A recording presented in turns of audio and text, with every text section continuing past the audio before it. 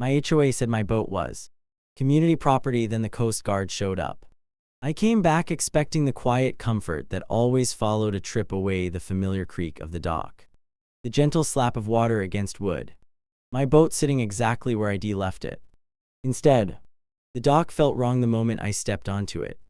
Too quiet. Too empty.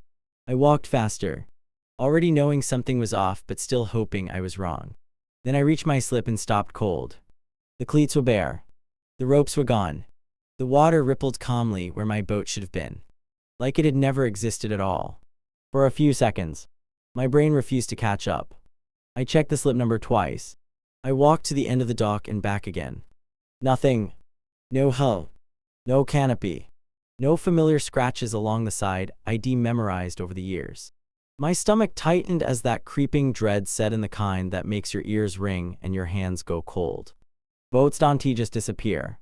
Not like this. Not from a private marina with cameras, access codes, and security.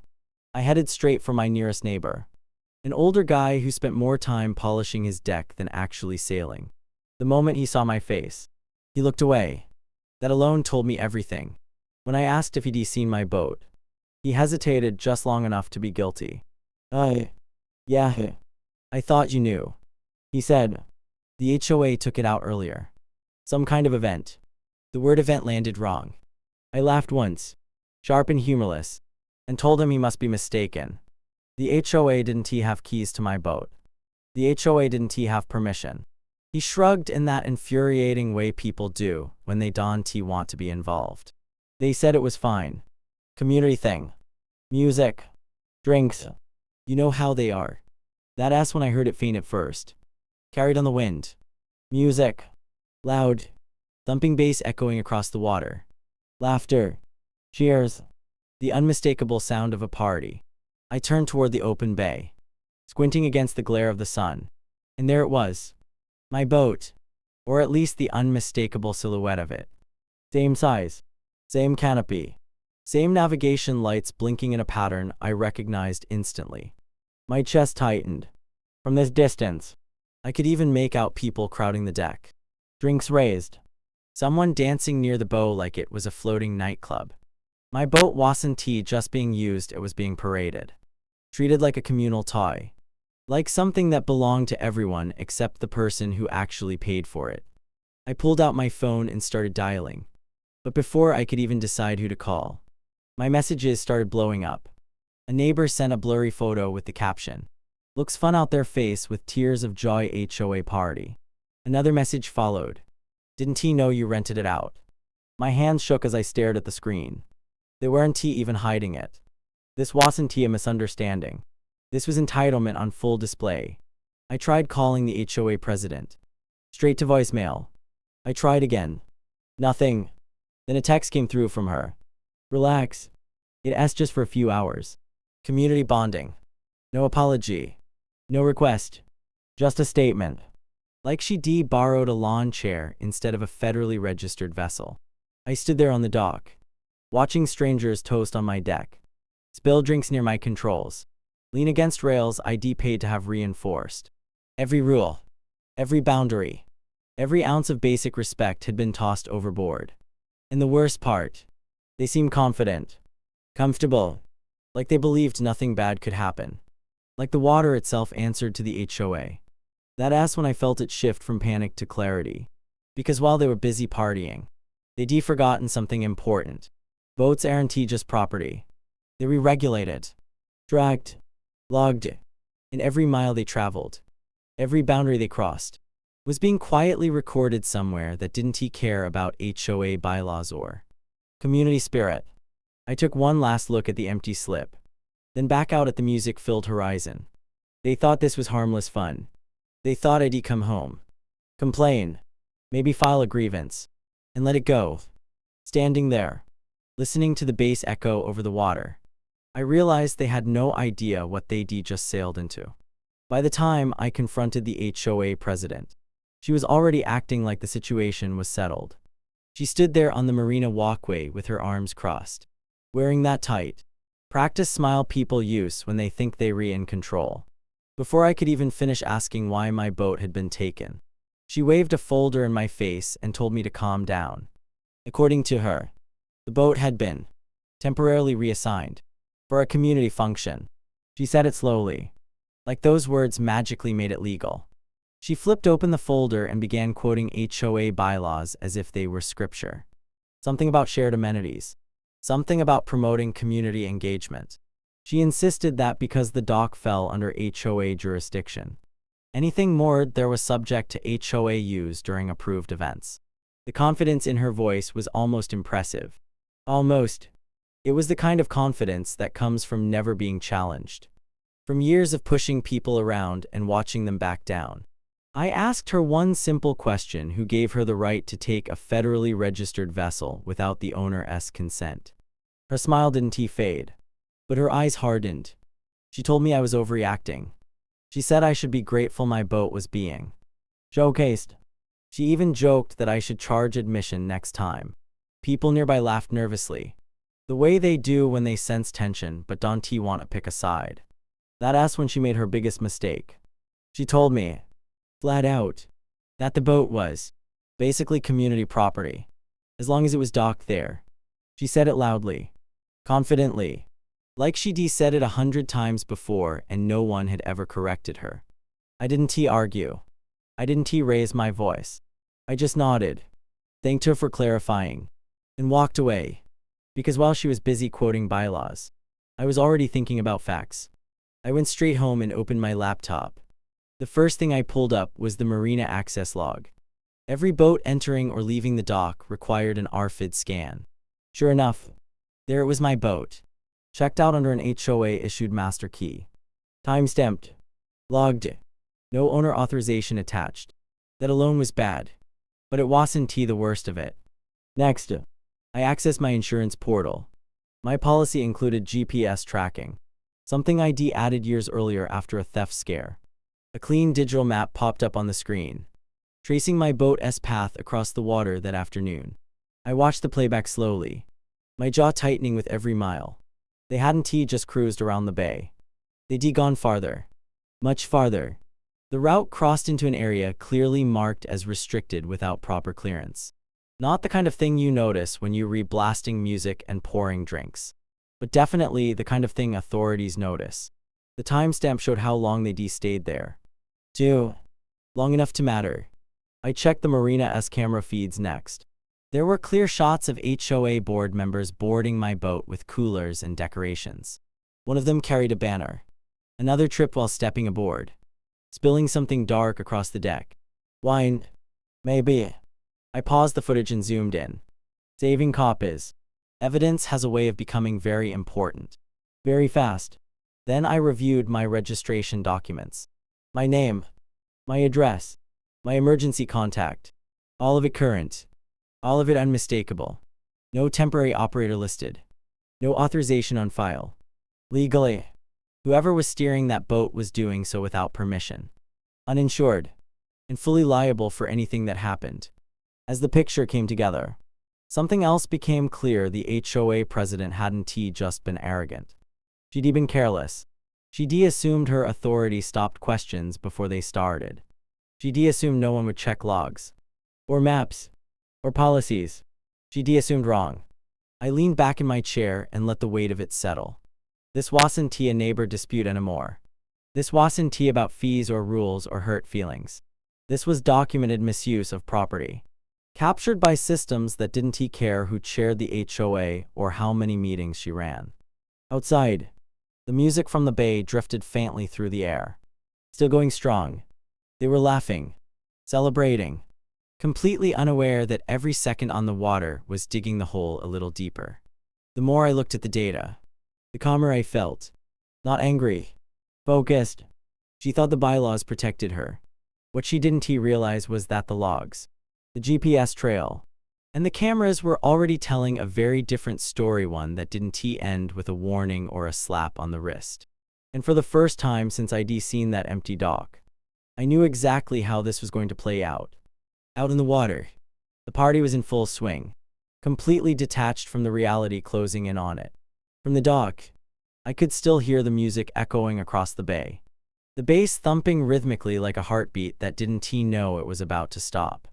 The sun was beginning to dip lower, casting long orange streaks across the water, and my boat cut through it all like a floating stage. People crowded the deck, drinks sloshing dangerously close to the controls, laughter carrying farther than they realized. What they didn't hear at first was the low mechanical growl approaching from the east. It blended in with the music, easy to ignore if you weren't listening for it. But then the sound sharpened steady, purposeful. A patrol vessel emerged from behind a line of anchored boats, white hull slicing cleanly through the water. Blue lights flicked on, flashing silently at first, then brighter, unmistakable as they reflected off the surface of the bay. Someone on my boat noticed. You could tell by the sudden pause in movement, the way heads turned all at once. A few people laughed, probably assuming it was nothing, just another boat passing by. Maybe a friendly wave. The music kept playing. Then a siren chirped once. Short, sharp, not an invitation, a command. The music cut out mid-song. From where I stood, I could see the shift instantly. Drinks were lowered. Smiles faded. Someone scrambled to grab a life jacket. Fumbling like that would suddenly make everything okay. The Coast Guard vessel pulled alongside with calm precision, its engine idling smoothly, as if this was the most ordinary thing in the world. For them, it probably was. A uniformed officer stepped forward and raised a hand, signaling for the boat to remain still.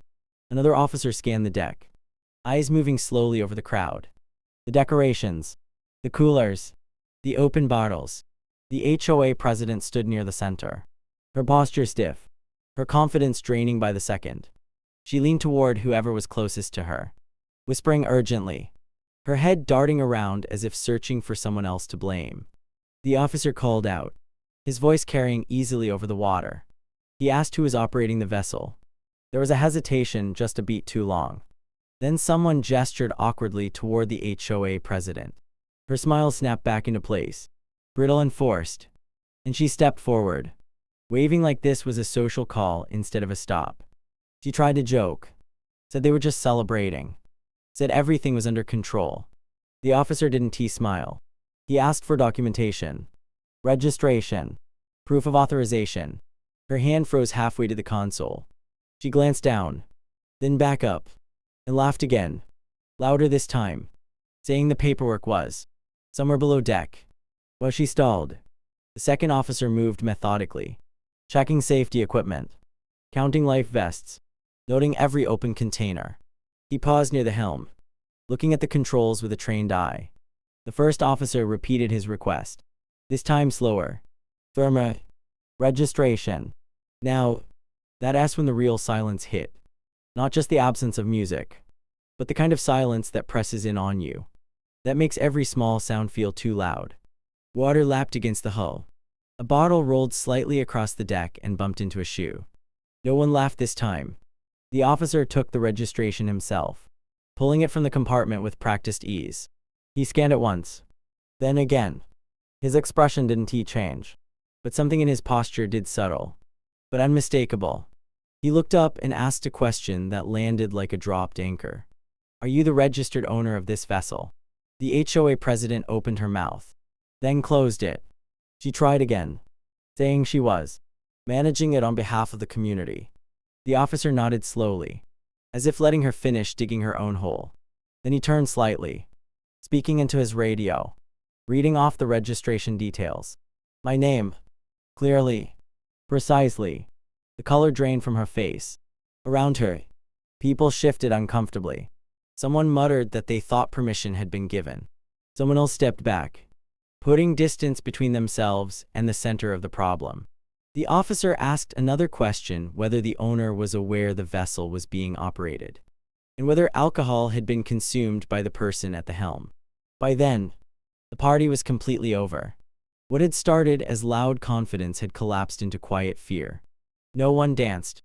No one spoke unless spoken to. The bay, moments ago alive with music and laughter, felt suddenly vast and exposed. Standing back on shore, watching the blue lights pulse against the darkening water, I felt something settle into place. They were frozen, caught in a moment they hadn't planned for. confronted by authority that didn't care about HOA titles or flimsy excuses. And this was only the beginning. The HOA president recovered just enough to try one last move. You could almost see the calculation behind her eyes as she straightened her shoulders and gestured vaguely toward the shore. She told the officer that the owner was aware, and that I'd given verbal permission before leaving town. She said it confidently, like confidence itself could rewrite reality. For a split second, a few people on the boat seemed relieved, clinging to her words as if they were a life raft. The officer didn't react the way she expected. He didn't argue. He didn't accuse. He simply looked back down at the registration and asked for my contact information. She hesitated again, then recited my name as if it were an afterthought, stumbling slightly over the pronunciation. That hesitation was enough. The officer keyed his radio and spoke clearly, calmly, reading my full name aloud, followed by the vessel ID number. Then he asked another question, quiet, almost casual, but it hit harder than anything else that night. Why does our system show a preliminary unauthorized use report filed by this owner earlier today? Her face went slack. Not angry, not defensive, empty, like the script had just fallen apart mid-performance. Around her, head snapped up. Someone whispered, "Report." Another person shook their head slowly, realizing the ground beneath them wasn't just unstable, it was gone. She tried to recover by laughing it off, saying it must be a mistake, that things like that happen all the time. The officer didn't respond to the joke. He asked her to step away from the helm. When she didn't move fast enough, he repeated it, firmer this time. She obeyed, carefully, as if sudden movements might make everything worse.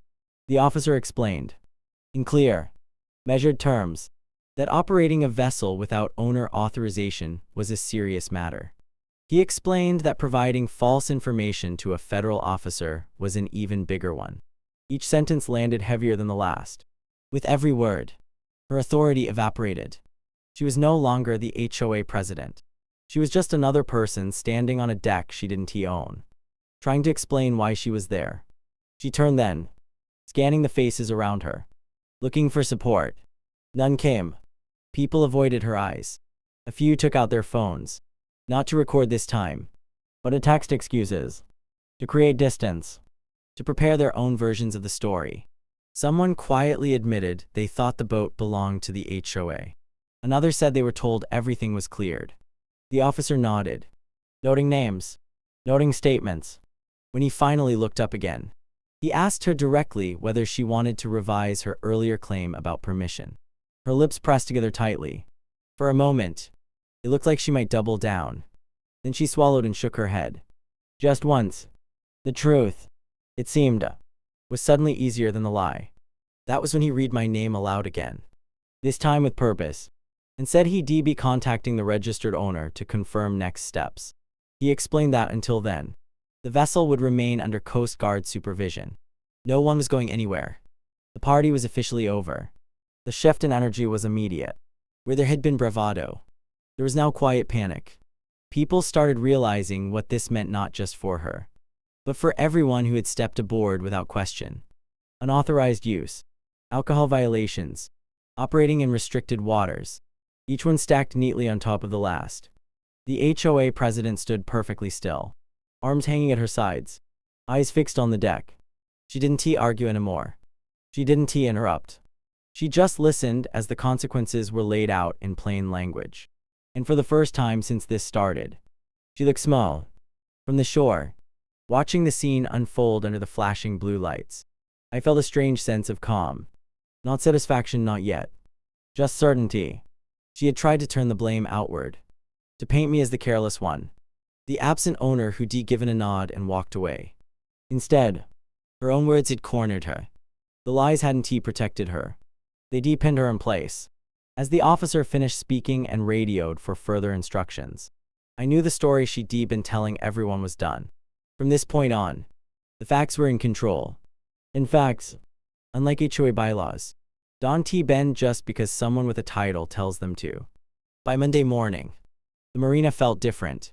Quieter, heavier, the kind of silence that comes after something irreversible has happened. My boat was back in its slip, clean but not untouched. Like a borrowed item returned a little too carefully. The ropes were tied differently. The deck smelled faintly of disinfectant, trying and failing to erase the night before. I stood there for a moment, taking it in, before heading to the emergency HOA meeting that had been scheduled with unusual urgency. The room was full in a way it never had been before. Board members sat rigidly in their chairs, papers spread out in front of them like shields. The HOA president was there too, seated at the end of the table, noticeably quiet. No gavel, no opening remarks, no speeches about community harmony. Just tension, thick, unspoken, and unavoidable. The first thing addressed wasn't the party. It was the insurance letter. The HOA's insurer had declined coverage flat out. Unauthorized use of a privately registered vessel. Alcohol-related exposure. Operation in restricted waters. The list was short but devastating. Without coverage, every cost associated with the incident landed squarely on the HOA itself. Legal fees, marina penalties, administrative fines, all of it. Next came the marina's decision. Effective immediately. The HOA no longer had any authority over individual vessels beyond basic dock maintenance. The president's access credentials were revoked. Her name was formally barred from renting, reserving, or operating any vessel within the marina. The announcement was read aloud. Clinical and final. No room for interpretation. No appeal. Then my name came up not as a problem, but as a resolution. Legal counsel had reviewed the documentation. The logs, the GPS records, the unauthorized use report, the statements. The conclusion was unanimous. I bore no responsibility. Not for the party. Not for the violations. Not for the aftermath. Every attempt to shift blame had collapsed under its own weight. The room shifted again when fees were discussed. My HOA dues were waived indefinitely as part of a settlement agreement. Any legal expenses I'd incurred would be reimbursed. Any damage, real or alleged, would be handled without my involvement. It wasn't an apology, not formally, but it was close enough to speak volumes. No one clapped. No one argued. They just nodded and wrote things down, eager to close the chapter and move on. The HOA president didn't say a word the entire time. She stared at the table, hands folded tightly, like she was trying to make herself smaller. When the meeting adjourned, she stood and left without making eye contact with anyone. Later that afternoon, I returned to the dock one last time. A new sign had been installed near the entrance, simple, understated, and unmistakable. It stated clearly that HOA authority ended at the dock's edge, and that all vessels were governed by marina rules and federal regulations. No exceptions, no creative interpretations. I untied my boat and took it out briefly. Not to go anywhere special, just to feel the engine respond, to remind myself that it was mine. The water was calm, the sky wide and open. As I cruised slowly past the spot where the party had been stopped, there was no trace of it left behind. No music, no laughter, just open water and the soft hum of the engine. By the time I returned, neighbors were watching from a distance. Some nodded, some looked away. A few offered awkward smiles. No one asked questions. They already knew the answers. The story had traveled fast, stripped of exaggeration, carried on facts alone. As I secured the lines and stepped back onto the dock, I realized something had changed, not just for me, but for the entire community. Boundaries had been redrawn, not with arguments or threats, but with consequences. The HOA still existed. The rules were still there, but the illusion of unchecked authority was gone. They had borrowed my boat thinking they could return it and move on. Instead, they learned that some lines, once crossed, Dante reset quietly. And as I walked away from the dock, the water behind me calm and indifferent, I knew this was the last time anyone would confuse entitlement with ownership. Justice served. Subscribe for more.